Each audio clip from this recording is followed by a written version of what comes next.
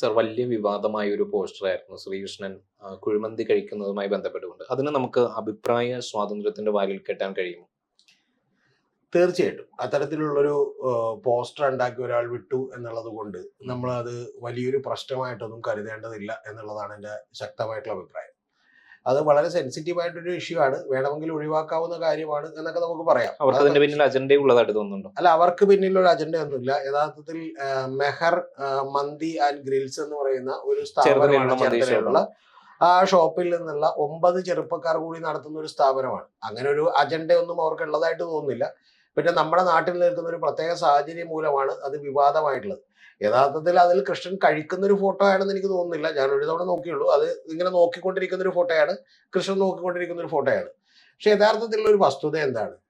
ഇപ്പൊ നമുക്കറിയാം 2010 ജോസഫ് വാഷിനെ കൈവെട്ടി. അത് തെറ്റാണ്. കാരണം എന്ന് വെച്ചാൽ മുഹമ്മദ് എന്ന് പറയുന്ന ഒരു പേര് വെച്ചതിന് അദ്ദേഹത്തിന് കൈവെട്ടേണ്ട ആവശ്യമില്ല. അത് വളരെ തീവ്ര ഇസ്ലാമിസ്റ്റുകളുടെ നിലപാടാണ് എന്നുള്ളത് നമുക്ക് 100% ഉറപ്പാണല്ലോ. അതേപോലെ തന്നെ ഇത്തരത്തിലുള്ള ഒരു പോസ്റ്റർ ഇറക്കിയതിന് നമ്മൾ എന്തിനാണ് ഇത്രമാത്രം വേവലാതിപ്പെടുന്നത് എന്ന് എനിക്ക് മനസ്സിലായിട്ടില്ല. നിങ്ങളൊരു യഥാർത്ഥ വിശ്വാസിയാണെങ്കിൽ, നിങ്ങൾക്ക് ദൈവത്തിൽ അപാരമായിട്ടുള്ള, നിങ്ങൾക്ക് ഒരു പരിധികളുമില്ലാത്ത വിശ്വാസമുള്ള ഒരാളാണെങ്കിൽ, നിങ്ങൾ വിചാരിക്കാൻ പോണ എന്താണ്? ദൈവത്തിനെ ആരെങ്കിലും അപമാനിക്കുകയോ അല്ലെങ്കിൽ ഈ പറഞ്ഞ പോലെ മോശപ്പെടുത്തുകയോ ഒക്കെ ചെയ്തിട്ടുണ്ടെങ്കിൽ സ്വാഭാവികമായിട്ട് അവരെ ശിക്ഷിക്കാനുള്ള എല്ലാ വലിയ അധികാരവും വലിയ അവകാശവും വലിയ പവറും ഒക്കെ ദൈവത്തിനില്ലേ? പിന്നെ നമ്മൾ എന്തിനാണ് അവരുടെ പുറത്ത് കുതിരയേറാൻ പോകുന്നത് എന്ന് ചിന്തിച്ചാൽ ഈ പ്രശ്നം തീരും. മറ്റു സമൂഹങ്ങൾ ഇങ്ങനെയല്ല പ്രതികരിക്കുന്നത്. മറ്റു സമൂഹങ്ങളുടെ ഇത്തരത്തിലുള്ള വൈകാരിക പ്രകടനങ്ങൾ നടത്തിയിട്ടുണ്ടെന്നുണ്ടെങ്കിൽ അവരുടെ പ്രതികരണം എന്ന് പറയുന്നത് ഇതിന്റെ അപ്പുറമാകും. അതുകൊണ്ട് നമ്മളും ഇങ്ങനെ പ്രതികരിക്കാം എന്ന് പലരും കരുതുന്നു. അത് തെറ്റല്ലേ എന്നാണ് എന്റെ ചോദ്യം. അതായത് നിങ്ങളെ പറയുന്നത് ഈ പറയുന്ന പോലെ ഒരു ഞങ്ങളുടെ വേറൊരു സമൂഹം, അത് സിഖ് ആയിക്കോട്ടെ, പാഴ്ച ആയിക്കോട്ടെ, ജൈൻ ആയിക്കോട്ടെ, മുസ്ലിം ആയിക്കോട്ടെ, ക്രിസ്ത്യൻ ആയിക്കോട്ടെ, ഏതും ആയിക്കോട്ടെ, അവര് ഒരു സമൂഹം എന്ന് പറയുന്നത് വലിയ ഇൻടോളറൻസ് കാണിക്കുന്നു, അസഹിഷ്ണുത കാണിക്കുന്നു. അതുകൊണ്ട് അത്തരത്തിലുള്ള അസഹിഷ്ണുത നമ്മളും കാണിക്കണം എന്ന് പറയുന്നതിൽ എന്താണ് അടിസ്ഥാനമുള്ളത്?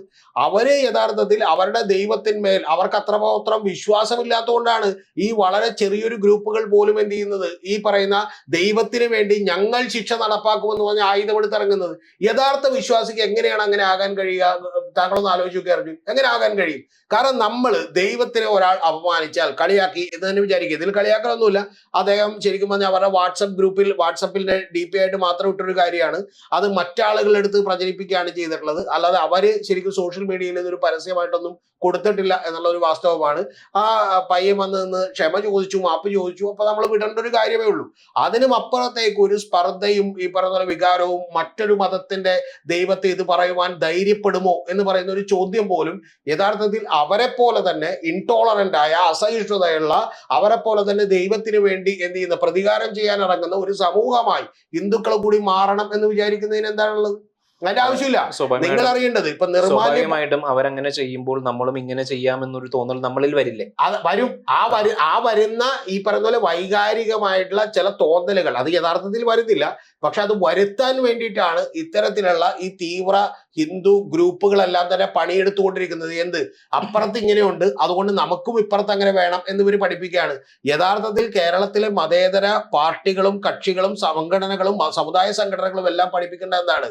നമ്മുടെ ദൈവത്തിൽ നമുക്ക് വിശ്വാസമുണ്ടെങ്കിൽ ആ ദൈവത്തെ ആരെങ്കിലും അധിക്ഷേപിക്കുകയോ ആരെങ്കിലും ഈ പറയുന്ന പോലെ അപമാനിക്കുകയോ ചെയ്താൽ, ഞാൻ പറയുന്നത് ഓക്കെ, വലിയ തോതിലൊക്കെ ആണെങ്കിൽ പിന്നെ നമുക്ക് പറയാം. കാരണം മതസ്പർദ്ധ വളർത്തുന്ന കേസുകൾ എടുക്കാനുള്ള സൗകര്യമൊക്കെ ഇവിടെ കേരളത്തിലുണ്ട്. പക്ഷെ അതുപോലും ഞാൻ പറയുന്നത് ഒരു ആവിഷ്കാര സ്വാതന്ത്ര്യത്തിന്റെയൊക്കെ പരിധിയാണെന്ന് ഞാൻ പറയും. പക്ഷെ പ്രധാനപ്പെട്ട ഒരു കാര്യം, നമ്മുടെ നാട്ടിൽ അങ്ങനെയൊക്കെയുള്ള കാര്യങ്ങളെ ഊതി വീർപ്പിച്ചുകൊണ്ട് ഇത് ഒരു പോസ്റ്റർ ഇറക്കി. ശരിയാണ്, ഒരു പോസ്റ്ററാണ്. ആ പോസ്റ്റർ എന്ത് ചെയ്തു? പിറ്റേ ദിവസം തെറ്റായി പോയി, മാപ്പ് പറയണം എന്ന് പറഞ്ഞ് അവരൊന്ന് മാപ്പ് പറഞ്ഞു. അപ്പോ വിടേണ്ട കേസിന് പകരം ഇപ്പോഴും ഇതും പറഞ്ഞ് ചില ചാനലുകളൊക്കെ ചർച്ച നടത്തുകയും ഇത് വലിയ പ്രശ്നമാണ്, ഇതിന്റെ പിന്നിൽ ചില ഗൂഢാലോചനകളുണ്ട് എന്നൊക്കെ വരുത്തി തീർക്കുകയും ചെയ്യേണ്ട ആവശ്യമില്ല. അങ്ങനെ വ്രണപ്പെടുന്ന ഒരു വികാരത്തിനും അതിനേക്കാൾ വലിയ വിശ്വാസം നിങ്ങൾക്കുണ്ടെങ്കിൽ നിങ്ങളുടെ ഒരു വികാരവും എന്ത് ചെയ്യില്ല, വ്രണപ്പെടില്ല. കാരണം എന്റെ ദൈവത്തിൽ എനിക്ക് വിശ്വാസമുണ്ട്, എന്റെ ദൈവം കരുത്തനാണ്, എന്റെ ദൈവത്തിന് ഈ ഭൂമിയിൽ ജീവിക്കുന്ന നിസ്സാരരായിട്ടുള്ള ആളുകളെ കൊണ്ട് അവരെ ശിക്ഷിക്കാൻ കഴിയും, അവരെന്തെങ്കിലും തെറ്റ് ചെയ്താൽ അവരെ നന്നാക്കാൻ കഴിയും, അദ്ദേഹം അറിയാതെ ഒന്നും തന്നെ ഈ ഭൂമിയിൽ നടക്കുന്നില്ല എന്ന് വിചാരിക്കുന്ന ഒരു വിശ്വാസിയാണ് ഞാനെങ്കിൽ സ്വാഭാവികമായിട്ടും ഇങ്ങനെയൊന്നും ആരും ചിന്തിക്കുന്നില്ല. ഈ തെറ്റ് പോലും, ഞാൻ പറഞ്ഞ ഈ തെറ്റ് പോലും ചിന്തിക്കുന്ന ഒരു ന്യൂനപക്ഷം മാത്രമാണ്. ആ ചിന്തിക്കുന്നത് ന്യൂനപക്ഷമായിത്തീരുന്നത് എന്താണ്? യഥാർത്ഥത്തിൽ കേരളം മതമൗലികവാദികളുടെ തീർച്ചയായിട്ടും യഥാർത്ഥ വിശ്വാസം ഇല്ലാതാവുകയും യഥാർത്ഥത്തിൽ ഇത്തരത്തിലുള്ള മതമൗലികവാദങ്ങൾക്ക് വലിയ പ്രസക്തി കൂടിക്കൊണ്ടുവരികയും ചെയ്യുന്നു. അല്ലെങ്കിൽ അവരുടെ ശബ്ദം മാത്രമാണ് പുറത്തു കേൾക്കുന്നത്. താങ്കൾ പറഞ്ഞൊരു വാദത്തോടെ എനിക്ക് യോജിപ്പില്ല ഏട്ടാ. കേരളത്തിലെ മഹാഭൂരിപക്ഷം വരുന്ന ഹിന്ദുക്കൾക്കും ഇതൊന്നും പ്രശ്നമല്ല. അവന്റെ കുട്ടികളുടെ വിദ്യാഭ്യാസം, അവന്റെ പഠനം, അവന്റെ ജീവിതം നിരവധി പ്രശ്നങ്ങളായിട്ട് അവൻ ഓടിക്കൊണ്ടിരിക്കുകയാണ്. പക്ഷെ പ്രധാനപ്പെട്ട ഒരു കാര്യം, സോഷ്യൽ മീഡിയകളിലും അതുപോലെ തന്നെ മറ്റു പല സ്ഥലങ്ങളിലും ചാനലുകളിലും ഒക്കെ വലിയ തോതിൽ ശബ്ദമാകാൻ കഴിയുന്നത് ആർക്കാണ് എന്ന് ചോദിച്ചാൽ ഇത്തരത്തിലുള്ള ആളുകൾക്കാണ് എന്നുള്ളത് മാത്രമാണ് വാദം. ഞാൻ പറയുന്ന ഒരു കാര്യം, ഇപ്പൊ നമ്മുടെ നാട്ടിലൊരു പ്രത്യേക സ്ഥിതി വെച്ചിട്ട് നമുക്ക് ഇത് രണ്ടിലേക്ക് പോകാതിരിക്കുന്നതാണ് നല്ലത്.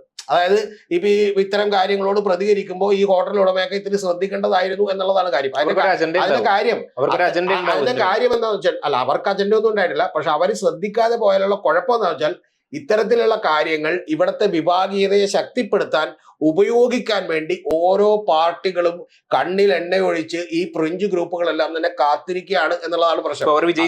തീർച്ചയായിട്ടും അവർ വിജയിച്ചു. അപ്പൊ അതുകൊണ്ടാണ് ഞാൻ പറയുന്നത്, ഏതൊരു വിഷുവും റംസാനും ക്രിസ്മസും ഈസ്റ്ററും എല്ലാം തന്നെ ഇത്തരത്തിലുള്ള ആഘോഷങ്ങൾ ഉണ്ടാക്കുമ്പോൾ കുറെ കൂടി ആളുകൾ ശ്രദ്ധിക്കേണ്ടതുണ്ട്. ശ്രദ്ധിച്ചില്ലെങ്കിലുള്ള കുഴപ്പം, ഇത് നമുക്കൊന്നും പറഞ്ഞു നിർത്താൻ കഴിയാത്ത, നമുക്കൊന്നും ഈ പറയുന്ന പോലെ ഇത് പ്രശ്നമല്ല എന്ന് പോലും പറയാൻ കഴിയാത്ത ലെവലിലേക്ക് കേരളം മാറിക്കൊണ്ടിരിക്കുകയാണ്. നിങ്ങൾ ശ്രദ്ധിച്ചു നോക്കിയാൽ അറിയാം, കേരളത്തിൽ ഒരു രാഷ്ട്രീയ പാർട്ടിയും ഇതിനെക്കുറിച്ച് പ്രതികരിച്ചില്ല. ഇതിന്റെ തന്നെ മറ്റൊരു ഭാഗമാണ് ഇപ്പൊ ഗണപതി മിത്താണ് എന്ന് പറഞ്ഞ് നമ്മുടെ പാവം എൻ എം ഷംസീർ പറഞ്ഞപ്പോ ഉടനെ തന്നെ അദ്ദേഹം മുസ്ലിം പേരുകാരനായതുകൊണ്ട് അത് വലിയ വിവാദമായി.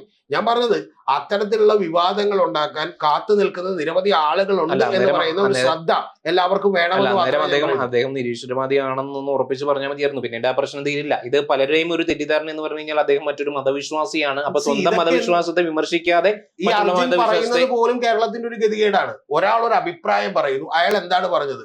ഒരു മിത്താണ് എന്ന് മാത്രമാണ്, മതസങ്കല്പമാണ്. പക്ഷെ അങ്ങനെ പറയണമെങ്കിൽ നിങ്ങൾ ഒരു മുസ്ലിം മതത്തിൽ വിശ്വസിക്കുന്ന ആളാവരുത്, നിങ്ങൾ ഒരു നിരീശ്വരവാദിയായിരിക്കണം എന്ന് പറയുന്നത് തന്നെ കേരളത്തിന്റെ ഗതികേടാണ്.